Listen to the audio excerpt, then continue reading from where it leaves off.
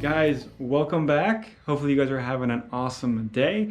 Thank you for the support and tuning in on this video. So just gonna go over a couple of things, show you guys a couple of snakes, some updates on one of the snakes that had a bad shed, and we have an awesome snake that just came out of shed, and I had to redo her entire enclosure because she totally destroyed it. I was gonna show you guys how bad it was, but it was pretty disgusting, and I really don't think you guys would enjoy seeing, you know, a mess from her. So let's just check her out. And this girl is amazing looking. So I did get lit up by her 2 weeks ago when I tried to handle her on a few videos ago, and my room is kind of a mess. So I'm kind of just cleaning everything in the room, cleaning the cages, and I knew this girl was going to shed out, but I didn't know it was going to be today. I thought it was going to be, you know, later this week, but always a nice surprise when the big girls shed out for us. So definitely don't want to get bit by her again, so kind of keeping my distance. And now that she's out of her cage, she is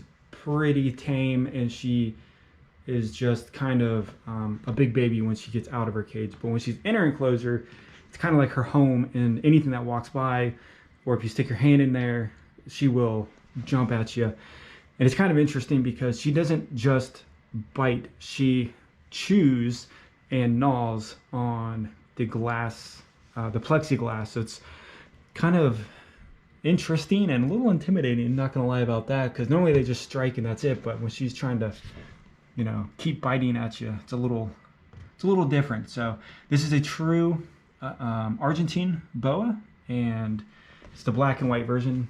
I would love to get a Max Pink line, but they're extremely hard to find, and I'm pretty sure there's a waiting list. And if there's not a waiting list, if you're not, you know, on Morph Market, and you know a breeder that when he's putting them up, within 5 seconds, the Max Pink lines do sell out extremely fast. So this is definitely her adult color. She's about 3 or 4 years old, and she's, you know, she's growing very nicely. I'll just say that. So very nice body tone on her, nice weight. And I fed her last week off camera. I gave her a large rat, so moving up into the larges, and so she probably won't eat for another week.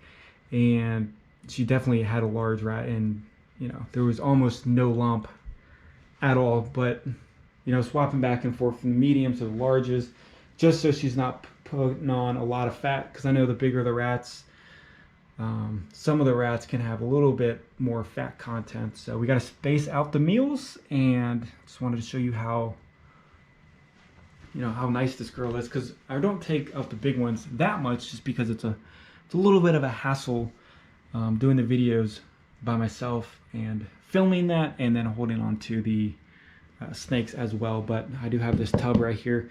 So I do have this big lockbox tub because in Ohio, when I get a permit for the Burmese and the anacondas, one of the things is that they will make sure I have a separate container, so when they're out of their normal living conditions, as I'm cleaning by law, they have to go into a secondary container.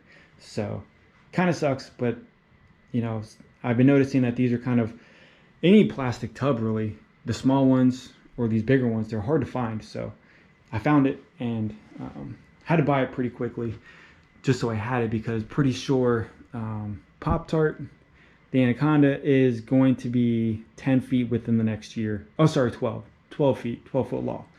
But this girl is amazing, and we've been looking at her forever now. So we'll just let her hang out.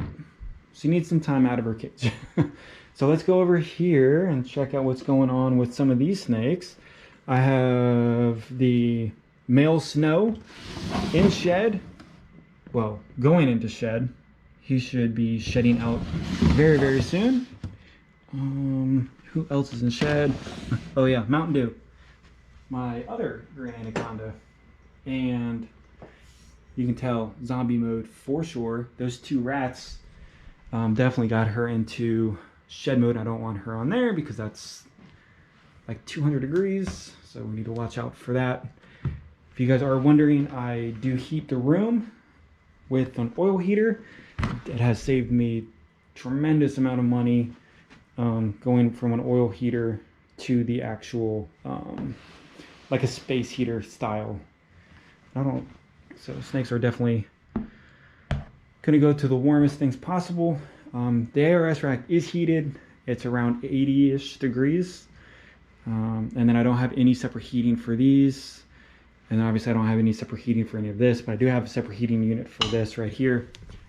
Underneath radiant heat panel, because it does get cold in the winter on the floor. So just want to let you guys know that that is how I heat the room, if there's any questions on that. And I've been using an oil heater for the past three or 4 years, and it's been doing, I mean, I buy new ones every 2 years just for safety, but it's been working very well for me and the snakes. So this is the guy that had a bad shed. Soaked him a little bit, put him in here, dampened the Repti chip, and he is good to go. No shedding on him, no eye caps left on him, so that's really, really good. And I need to clean all of this out, but I don't have any Repti chips, so paper towels might have to work until I can buy some or find some. And then in here, my female clown, my pastel clown, looking really good. She had a perfect shed. Perfect. And we'll come back over here. My Super Mojave had another really good shed. Semi Girl 2020s. And then this black pastel pied shed out also, and little angry. But every time she sheds, she's getting more and more of these black speckling, which is awesome. So there's some more showing up right there. So I'm really curious on when she gets older and older. Oh man, she pooped big time. Well, I really don't have anything to, my trash can's not in here. And we got another, my normal female pied shed out. She looks really good. I do like the high white on certain pieds, and then on some certain pieds I like to have the patterns and then the colors show a little bit more. So on the normals and the black pastels and stuff, it's fine if they're you know, a higher white, but if they're something else, I would like to see the pattern just so I know what's in it, and you know, for pairing and stuff like that. And because if you're going to buy like a multi-gene really cool pied, it'd be cool to see a lot of that stuff happening. We all know this lady right here, and she's doing pretty well. All the boas are doing good. And so the Superfly we had over here in these small tubs, and we'll discuss what's going on over here. But I moved her into the ARS rack a couple of days ago. And what I did with her is and not just with her, but I did it with some other snakes, is I flipped the tub. So now that the water dish is on the heat panel, so maybe it'll help with humidity. So she is small, but we do have a hide in here, and I don't have any Repti chip or anything like that. So she's on paper towels wherever she is, if she's even in here. I hope she's in here. There we go. And this girl looks amazing. So she was been here for a couple of days. I did feed her a rat pup, and she ate it. So that's a really good sign. If your snake is in a new environment and it's eating, they're not that stressed out, or they're not stressed out enough not to eat. So yeah, everybody's looking really good. That's really about it. I just want to show you guys a nice bow, and she stopped flicking her tongue a little bit, so I thought she was going to strike. But some of you guys said you guys don't see these enough, and I do agree on that. I'll try to get some of the bigger bows out more often, because we've been really hitting hard on the smaller ones, which is fine, but obviously everyone wants to see some of the bigger snakes as well. So appreciate you guys coming on here and for the support. Hopefully you guys have an awesome day. I'll see you guys on the next video.